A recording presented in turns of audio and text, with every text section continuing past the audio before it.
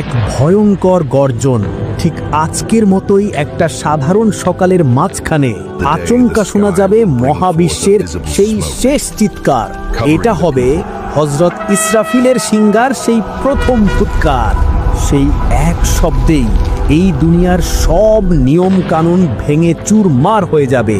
আকাশটা কাঁচের মতো কাঁপতে শুরু করবে, পাহাড়গুলো ধুলোর মতো উঠতে থাকবে, আর সাগরের পানিতে আগুন ধরে যাবে। মানুষের সব রক্তের সম্পর্ক এক মুহূর্তে ছেড়ে যাবে। মা তার কোলের বাচ্চাকে ছুঁড়ে ফেলে দিয়ে দৌড়াবে, স্বামী তার স্ত্রীকে চিনবে না। এটা কোনো দুঃস্বপ্ন নয়, এটাই সেই কঠিন সত্যি যার ওয়াদা স্বয়ং আল্লাহ করেছেন। এটাই হলো এই গোটা দুনিয়ার শেষ পরিণতি। এটাই সেই মহাপ্রলয়, সেই চূড়ান্ত ধ্বংসের দিন যাকে আমরা বলি কিয়ামত। আজকের এই আলোচনায় আমরা সেই ভয়ঙ্কর দিনের প্রতিটি মুহূর্তের ভেতর দিয়ে যাত্রা করব। এর প্রথম আতঙ্কের চিৎকার থেকে শুরু করে এই দুনিয়ার ধ্বংস এবং শেষে প্রতিটি আত্মার আবার জেগে ওঠা পর্যন্ত। তাই আসুন আমরা আমাদের মনকে সেই শেষ দিনের জন্য তৈরি করি। একবার ভেবে দেখুন, সেই সকালটা হয়তো অন্য 10টা সকালের মতোই খুব সাধারণভাবেই শুরু হবে। মানুষজন তাদের প্রতিদিনের কাজে ব্যস্ত থাকবে। কেউ হয়তো বাজারে জিনিসপত্র কেনাবেচা করছে, কেউ মাঠে ফসল বুনছে, কেউ হয়তো নিজের সন্তানের সাথে খেলা করছে, আবার কেউ বড় বড় অট্টালিকা তৈরির পরিকল্পনা করছে। কেউই জানতে পারবে না যে এটাই তাদের জীবনের শেষ সকাল। তাদের হাতে আর কোনো সময় বাকি নেই। ঠিক সেই মুহূর্তে কোনো রকম পূর্ব ঘোষণা ছাড়াই আল্লাহর হুকুমে হযরত ইসরাফিল তার সিংহায় ফুৎকার দেবেন। এটি হবে প্রথম ফুৎকার, আতঙ্কের ফুৎকার। এর শব্দ এতটাই তীব্র, ভয়ঙ্কর হবে যে তা শোনার সাথে সাথে গোটা সৃষ্টি জগতের স্বাভাবিক নিয়ম ভেঙে পড়বে। এটা কোনো সাধারণ শব্দ নয়, এটি হলো মহাবিশ্বের অন্তিম চিৎকার, যা মানুষের মস্তিষ্ক এবং অন্তরকে ছিন্ন ভিন্ন করে দেবে। সেই শব্দের প্রথম ধাক্কাতেই শুরু হবে এক চরম বিশৃঙ্খলা।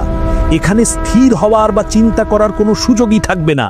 যে মা তার সন্তানকে পরম আদরে কোলে নিয়ে বসেছিল, সেই ভয়ঙ্কর শব্দে তার হাত থেকে অবুঝ শিশু ছিটকে মাটিতে পড়ে যাবে। মা সেদিকে ফিরেও তাকাবে না। যে গর্ভবতী নারী তার অনাগত সন্তানের স্বপ্ন দেখছিল, সেই শব্দের প্রচণ্ডতায় ভয়ে তার গর্ভপাত হয়ে যাবে। যারা বাজারে কেনাবেচা করছিল তারা সব কিছু ফেলে দিয়ে পাগলের মতো ছুটতে শুরু করবে। যে ব্যক্তি খাওয়ার জন্য মুখে খাবার তুলেছিল, সেই খাবার মুখ পর্যন্ত পৌঁছানোর আগেই সে ভয়ে চিৎকার করে উঠবে। মানুষ দিক বিদিক জ্ঞান শূন্য হয়ে দৌড়াতে থাকবে। তারা বুঝতে পারবে না কি হচ্ছে, কেন হচ্ছে, বা কোথায় গেলে বাঁচা যাবে। তাদের অন্তর এক অজানা ভয়ে শুকিয়ে কাঠ হয়ে যাবে। বনের হিংস্র পশু পাখিরা লোকালয়ের দিকে ছুটে আসবে, কিন্তু সেদিন মানুষ আর পশুতে কোনো ভেদাভেদ থাকবে না। বাঘ আর হরিণ একসাথে দৌড়াতে থাকবে, কিন্তু কেউ কাউকে আক্রমণ করবে না, কারণ সবার মনে থাকবে শুধু একটাই ভয়, সেই মহাপ্রলয়ের ভয়। তারা আকাশের দিকে তাকাবে, দেখবে বিশাল আকাশটা কাঁচের মতো কাঁপছে, এর রং বদলে যাচ্ছে, এবং মনে হবে যেন আকাশটা যে কোনো মুহূর্তে তাদের মাথার উপর ভেঙে পড়বে। তারা পাহাড়ের দিকে তাকাবে, দেখবে দৈত্যাকার পাহাড়গুলো নিজের জায়গা থেকে সরে গিয়ে একে অপরের সাথে বাড়ি খাচ্ছে, একদম গুঁড়ো গুঁড়ো হয়ে যাবে, ঠিক যেন ধুলোর মেঘ। পৃথিবীর বুকে আর কোনো পাহাড়ের অস্তিত্ব থাকবে না। সমুদ্রের পানিগুলো সব উত্তাল হয়ে উঠবে, সব বাধা ছাপিয়ে যাবে, এবং সেই পানির মধ্যেই আগুন ধরে যাবে। একবার ভেবে দেখুন তো, পানি আর আগুন একসাথে মিশে কি ভয়ঙ্কর এক দৃশ্য তৈরি হবে। পৃথিবীর সব সাগর মহাসাগর যেন এক জ্বলন্ত অগ্নিশিখায় পরিণত হবে। যখন মানুষ ভয়ে আর আতঙ্কে প্রায় মৃতপ্রায়, ঠিক তখনই দেওয়া হবে দ্বিতীয় ফুৎকার, মৃত্যুর ফুৎকার। এই ফুৎকারের শব্দ প্রথমটির চেয়েও অনেক অনেক অনেক বেশি শক্তিশালী এবং চূড়ান্ত হবে। এটি কোনো আতঙ্কের শব্দ নয়, এটি হলো মৃত্যুর গর্জন। এই শব্দ শোনার সাথে সাথেই সব শেষ হয়ে যাবে। সূর্যটা যা আমাদের আলো দেয় তার সব আলো হারিয়ে ফেলবে, একদম নিভে গিয়ে একটা কালো বলের মতো হয়ে যাবে। চাঁদটা দুই টুকরো হয়ে যাবে এবং রাতের আকাশের কোটি কোটি তারা এমনভাবে ঝরে পড়তে থাকবে যেন একটা মালার সুতো ছিঁড়ে গেলে পুঁতিগুলো যেভাবে টুপটাপ করে ঝরে পড়ে। পুরো পৃথিবীটা একটা প্রচণ্ড ঝাঁকুনিতে এমনভাবে কাঁপতে থাকবে যেমনটা আগে কখনো কাঁপেনি। এই মহাভূমিকম্পের ফলে পৃথিবীর উপরের সব কিছু নিচে আর নিচের সব কিছু উপরে চলে আসবে। মাটি তার পেটের ভেতরে থাকা সব খনিজ সম্পদ আর কোটি কোটি বছরের পুরনো লাশ বাইরে বের করে দেবে। ধীরে ধীরে সব কিছু একদম শান্ত আর নীরব হয়ে যাবে। আকাশ, জমিন, পাহাড়, সাগর, মানুষ, জিন, ফেরেশতা, কোনো কিছুরই আর অস্তিত্ব থাকবে না। সব দিকে শুধু এক মহাশূন্যতা আর কবরের মতো নিস্তব্ধতা। সেই মহাশূন্যতার মধ্যে একমাত্র আল্লাহই থাকবেন। তিনিই সেদিন ঘোষণা করবেন, আজ রাজত্ব কার, কে আছো আমার সাথে মোকাবিলা করার জন্য? যদি আমার সাথে মোকাবিলা করতে চাও আসো, কিন্তু কেউ সাড়া দেবে না। সেদিন উত্তর দেওয়ার মতো আর কেউই থাকবে না। তিনি আবার উত্তর দেবেন, একমাত্র শক্তিধর শুধু আমি, সর্বশক্তিমান এক আল্লাহ। এইভাবে 40 বছর কেটে যাবে। 40 বছর এই মহাশূন্যতা এবং কবরের মতো নিস্তব্ধতায় কেটে যাওয়ার পর আল্লাহ আসমান থেকে এক বিশেষ ধরনের বৃষ্টি পাঠাবেন। এটা কোনো সাধারণ বৃষ্টি নয়, এটাকে বলা হয় জীবনের পানি। সেই রহমতের বৃষ্টির পানি যখন পৃথিবীর ধ্বংসস্তূপের উপর পড়বে তখন এক আশ্চর্য ঘটনা ঘটবে।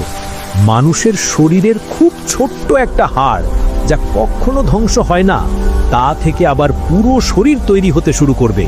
ঠিক যেমন বৃষ্টির পর শুকনো মাটি ফুঁড়ে সবুজ চারাগাছ গজিয়ে ওঠে, সেইভাবেই পৃথিবীর প্রথম থেকে শেষ পর্যন্ত আসা সকল মানুষ আবার নতুন করে জীবন ফিরে পাবে। যখন সবার শরীর তৈরি হয়ে যাবে কিন্তু তাতে কোনো প্রাণ থাকবে না, তখন সেই মহাশূন্যতার পর আল্লাহ তার অসীম কুদরতে সর্বপ্রথম একজনকে জীবিত করবেন। তিনি আর কেউ নন, তিনি হলেন হযরত ইসরাফিল আলাইহিস সালাম, যিনি দ্বিতীয় ফুৎকার দেওয়ার পর অন্য সবার মতোই মৃত্যুবরণ করেছিলেন।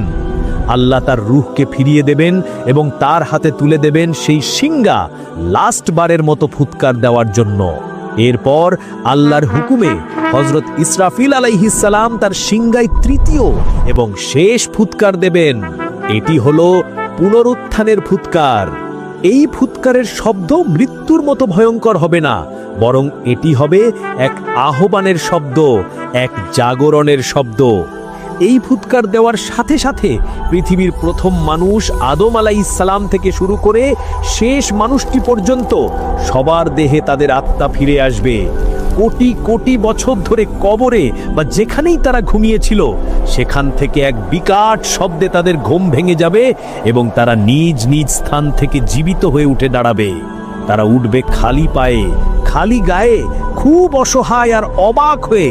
ঘুম থেকে উঠে তাদের প্রথম কথাই হবে, হায়, কে আমাদের এই ঘুমের জায়গা থেকে উঠালো? তখন ফেরেশতারা উত্তর দেবেন, এটাই তো সেই দিন যার ওয়াদা পরম করুণাময় আল্লাহ করেছিলেন আর নবী রাজা বলেছিলেন তা সবই সত্য ছিল। কবর থেকে উঠেই মানুষ দেখবে এক অচেনা ভিন্ন এক পৃথিবী। কোনো পাহাড় নেই, কোনো সাগর নেই, কোনো গাছপালা নেই। যতদূর চোখ যায় শুধু একটা ধবধবে সাদা আর সমান মাঠ। তারা হতবম্ব হয়ে এদিক ওদিক তাকাতে থাকবে। এরপর সব মানুষ এক অজানা লক্ষ্যের দিকে দৌড়ে যেতে থাকবে। কেউ তাদের ডাকবে না, কিন্তু এক অদৃশ্য শক্তি তাদের সবাইকে একদিকে টেনে নিয়ে যাবে। ধনী গরিব, রাজা প্রজা, দুর্বল শক্তিশালী, সবাই সেদিন একই দিকে দৌড়াতে থাকবে। সেই বিশাল মাঠের নাম হাসরের ময়দান। কোটি কোটি মানুষ সেদিন সেখানে এসে জমা হবে। সবাই দাঁড়াবে একই কাতারে, একই রকম অসহায় অবস্থায়। সেদিন সূর্যটা মাথার মাত্র 1 বিঘত উপরে নেমে আসবে। সূর্যের প্রচণ্ড তাপে মানুষের মাথার মগজ টগবগ করে ফুটতে থাকবে, যেমনভাবে চুলার উপরের পাত্রে পানি ফোটে। সূর্যের গরমে শরীর থেকে ঘাম ঝরতে থাকবে। কেউ তার নিজের ঘামে গোড়ালি পর্যন্ত, কেউ হাঁটু পর্যন্ত, কেউ কোমর পর্যন্ত, আর কোনো পাপী তো তার মুখ পর্যন্ত ডুবে হাবুডুবু খেটে থাকবে। তারা যেন নিজের ঘামের সমুদ্রে সাঁতার কেটে থাকবে। সেদিন পালানোর কোনো জায়গা থাকবে না, কোনো ছায়া থাকবে না, শুধু আল্লাহর অরশের ছায়া ছাড়া। সেই কঠিন দিনে কিছু ভাগ্যবান মানুষ আল্লাহর অরশের নিচে ছায়া পাবে, যেমন ন্যায়পরায়ণ শাসক এবং সেই যুবক যে তার যৌবনের পুরোটা সময় আল্লাহর ইবাদত করে কাটিয়েছে। লক্ষ লক্ষ বছর ধরে মানুষ সেই হাসরের ময়দানে অসহায়ের মতো দাঁড়িয়ে থাকবে, তাদের চূড়ান্ত হিসাবের অপেক্ষায়। ক্ষুধা, তৃষ্ণা আর আতঙ্কে তাদের প্রাণ প্রায় যায় যায় অবস্থা হবে। সেদিন মানুষ এতটাই স্বার্থপর হয়ে যাবে যে তারা একে অপরের শত্রু হয়ে যাবে। বাবা তার সন্তানকে দেখে পালিয়ে যাবে, সন্তান তার মাকে দেখে পালিয়ে যাবে, ভাই তার ভাইকে চিনবে না। প্রত্যেকে শুধু আমার কি হবে, আমার কি হবে বলে চিৎকার করতে থাকবে। এই দীর্ঘ আর অসহ্য অপেক্ষার পর মানুষ আর সহ্য না করে সুপারিশের জন্য নবীদের কাছে দৌড়ে যাবে, যেন আল্লাহ তাদের এই কষ্টকর অপেক্ষা থেকে মুক্তি দিয়ে বিচার কাজ শুরু করেন। আর এভাবেই শুরু হবে কিয়ামতের পরের অধ্যায়, চূড়ান্ত হিসাব এবং অনন্ত জীবনের ফয়সালা। এই ভিডিওটা যদি ভালো লেগে থাকে তাহলে লাইক, সাবস্ক্রাইব, কমেন্ট আর হেল্প করতে ভুলবেন না। পরের পর্বে এক ভয়ঙ্কর গর্জন ঠিক আজকের মতোই একটা সাধারণ সকালের মাঝখানে আচমকা শোনা যাবে মহাবিশ্বের সেই শেষ চিৎকার। এটা হবে হযরত ইসরাফিলের সিংহার সেই প্রথম ফুৎকার। সেই এক শব্দেই এই দুনিয়ার সব নিয়ম কানুন ভেঙে চুরমার হয়ে যাবে। আকাশটা কাঁচের মতো কাঁপতে শুরু করবে, পাহাড়গুলো ধুলোর মতো উঠতে থাকবে, আর সাগরের পানিতে আগুন ধরে যাবে। মানুষের সব রক্তের সম্পর্ক এক মুহূর্তে ছেড়ে যাবে। মা তার কোলের বাচ্চাকে ছুঁড়ে ফেলে দিয়ে দৌড়াবে, স্বামী তার স্ত্রীকে চিনবে না। এটা কোনো দুঃস্বপ্ন নয়, এটাই সেই কঠিন সত্যি যার ওয়াদা স্বয়ং আল্লাহ করেছেন। এটাই হলো এই গোটা দুনিয়ার শেষ পরিণতি, এটাই সেই মহাপ্রলয়, সেই চূড়ান্ত ধ্বংসের দিন যাকে আমরা বলি কিয়ামত। আজকের এই আলোচনায় আমরা সেই ভয়ঙ্কর দিনের প্রতিটি মুহূর্তের ভেতর দিয়ে যাত্রা করব। এর প্রথম আতঙ্কের চিৎকার থেকে শুরু করে এই দুনিয়ার ধ্বংস এবং শেষে প্রতিটি আত্মার আবার জেগে ওঠা পর্যন্ত।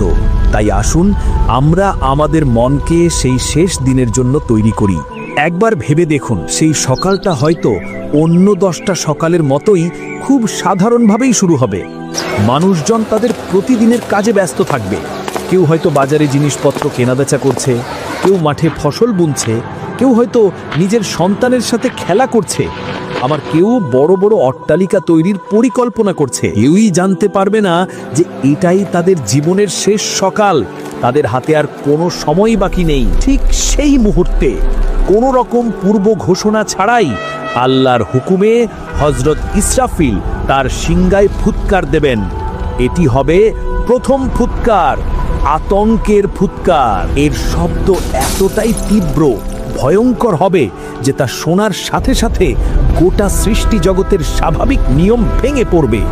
এটা কোনো সাধারণ শব্দ নয়, এটি হলো মহাবিশ্বের অন্তিম চিৎকার, যা মানুষের মস্তিষ্ক এবং অন্তরকে ছিন্ন ভিন্ন করে দেবে। সেই শব্দের প্রথম ধাক্কাতেই শুরু হবে এক চরম বিশৃঙ্খলা।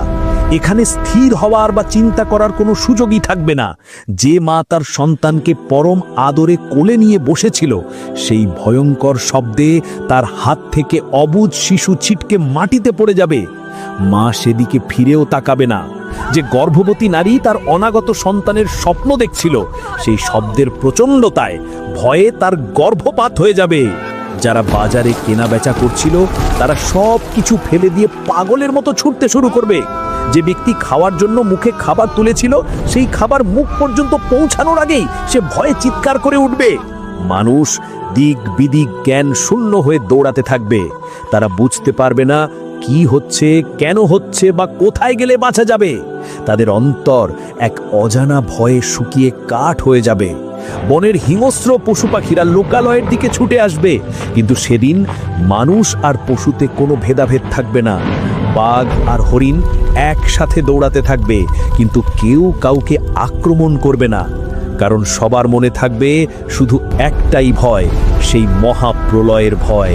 তারা আকাশের দিকে তাকাবে, দেখবে বিশাল আকাশটা কাঁচের মতো কাঁপছে, এর রং বদলে যাচ্ছে এবং মনে হবে যেন আকাশটা যে কোনো মুহূর্তে তাদের মাথার উপর ভেঙে পড়বে।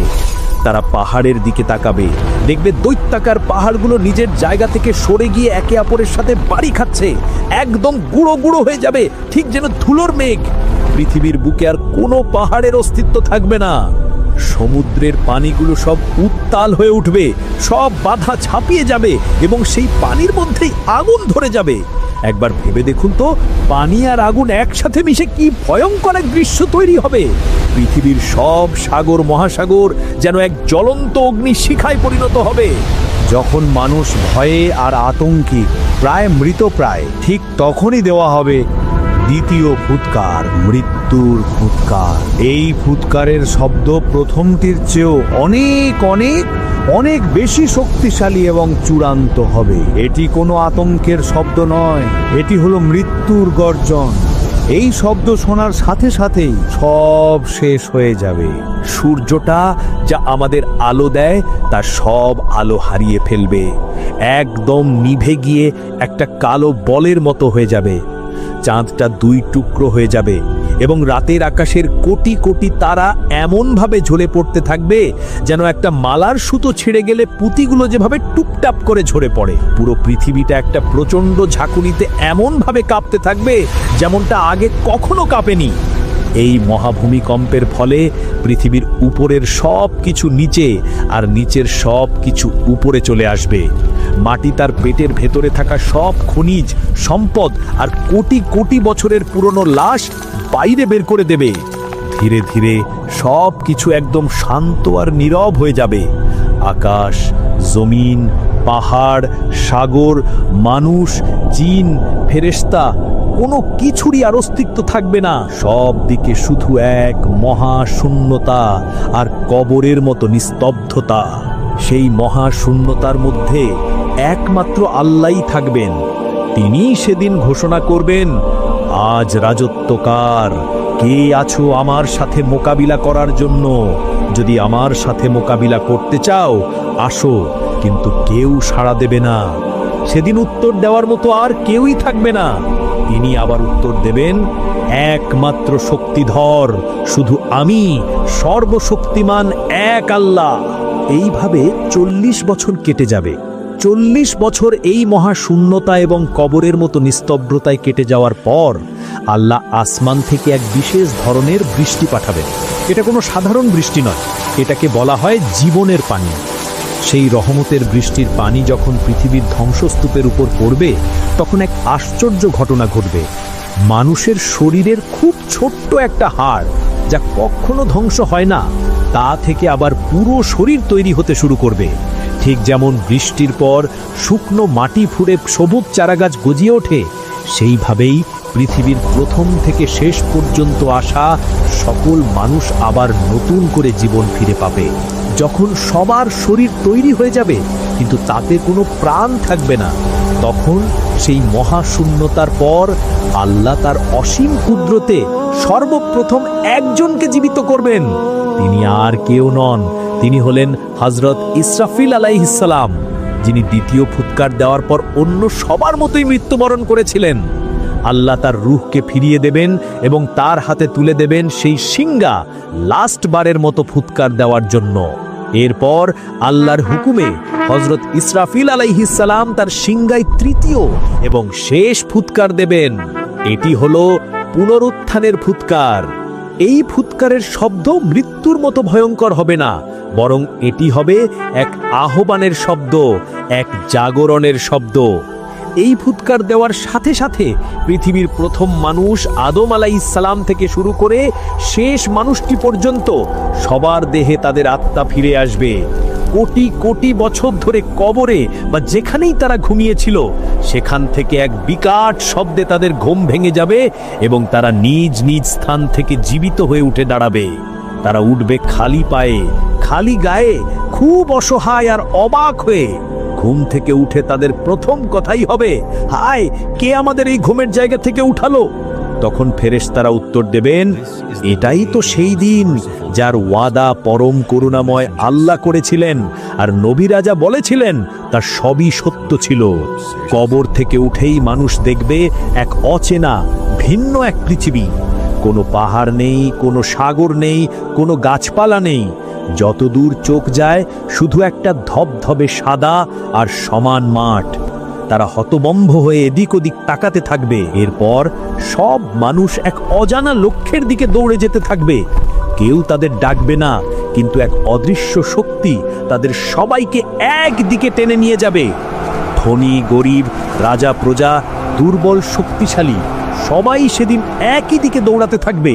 সেই বিশাল মাঠের নাম হাসরের ময়দান। কোটি কোটি মানুষ সেদিন সেখানে এসে জমা হবে। সবাই দাঁড়াবে একই কাতারে, একই রকম অসহায় অবস্থায়। সেদিন সূর্যটা মাথার মাত্র 1 বিঘত উপরে নেমে আসবে। সূর্যের প্রচণ্ড তাপে মানুষের মাথার মগজ টকবক করে ফুটতে থাকবে, যেমনভাবে চুলার উপরের পাত্রে পানি ফোটে। সূর্যের গরমে শরীর থেকে ঘাম ঝরতে থাকবে। কেউ তার নিজের ঘামে গোড়ালি পর্যন্ত, কেউ হাঁটু পর্যন্ত, কেউ কোমর পর্যন্ত, আর কোনো কোনো পাপী তো তার মুখ পর্যন্ত ডুবে হাবুডুবু খেটে থাকবে। তারা যেন নিজের ঘামের সমুদ্রে সাঁতার কেটে থাকবে। সেদিন পালানোর কোনো জায়গা থাকবে না, কোনো ছায়া থাকবে না, শুধু আল্লাহর অরশের ছায়া ছাড়া। সেই কঠিন দিনে কিছু ভাগ্যবান মানুষ আল্লাহর অরশের নিচে ছায়া পাবে, যেমন ন্যায়পরায়ণ শাসক এবং সেই যুবক যে তার যৌবনের পুরোটা সময় আল্লাহর ইবাদত করে কাটিয়েছে। লক্ষ লক্ষ বছর ধরে মানুষ সেই হাসরের ময়দানে অসহায়ের মতো দাঁড়িয়ে থাকবে, তাদের চূড়ান্ত হিসাবের অপেক্ষায়। ক্ষুধা, তৃষ্ণা আর আতঙ্কে তাদের প্রাণ প্রায় যায় যায় অবস্থা হবে। সেদিন মানুষ এতটাই স্বার্থপর হয়ে যাবে যে তারা একে অপরের শত্রু হয়ে যাবে। বাবা তার সন্তানকে দেখে পালিয়ে যাবে, সন্তান তার মাকে দেখে পালিয়ে যাবে, ভাই তার ভাইকে চিনবে না। প্রত্যেকে শুধু আমার কি হবে, আমার কি হবে বলে চিৎকার করতে থাকবে। এই দীর্ঘ আর অসহ্য অপেক্ষার পর মানুষ আর সহ্য না করে সুপারিশের জন্য নবীদের কাছে দৌড়ে যাবে, যেন আল্লাহ তাদের এই কষ্টকর অপেক্ষা থেকে মুক্তি দিয়ে বিচার কাজ শুরু করেন। আর এভাবেই শুরু হবে কিয়ামতের পরের অধ্যায়, চূড়ান্ত হিসাব এবং অনন্ত জীবনের ফয়সালা। এই ভিডিওটা যদি ভালো লেগে থাকে তাহলে লাইক, সাবস্ক্রাইব, কমেন্ট আর হেল্প করতে ভুলবেন না। পরের পর্বে